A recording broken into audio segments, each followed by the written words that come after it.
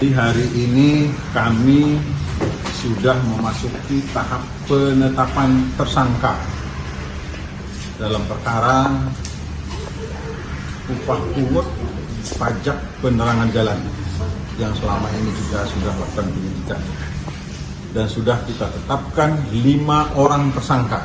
2 diantaranya adalah pejabat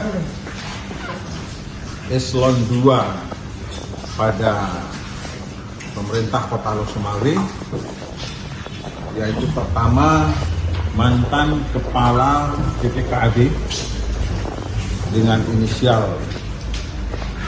AZW, yang terakhir menjabat selaku Kepala Inspektorat Kota Lok-Sumawwe. Yang kedua, inisialnya adalah MRW, ya, yang dulu menjadi kepala BPKD dan sekarang menjabat selaku Kepala Dinas Perikanan dan Kelautan Kota Lok-Sumawwe.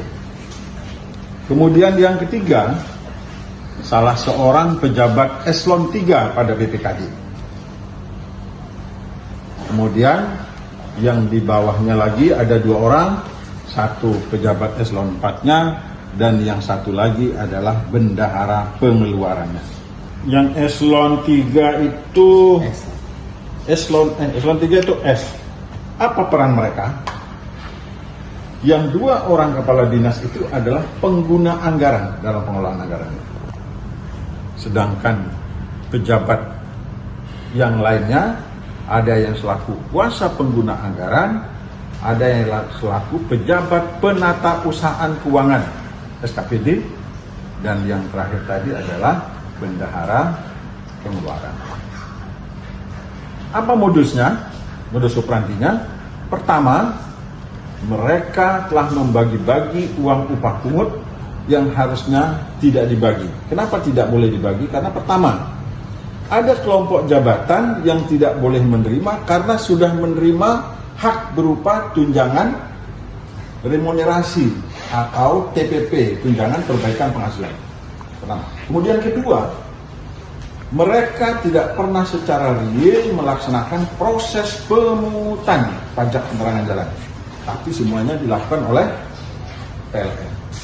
Ketiga, untuk bisa mendapatkan upah pungut itu harus dibahas bersama-sama dengan kelengkapan dewan dan mendapatkan izin, tetapi itu tidak pernah dibahas dan tidak pernah mendapatkan izin. Nah, mereka bagi-bagilah itu uang yang totalnya berjumlah 3,4 miliar. Itu saudara-saudara.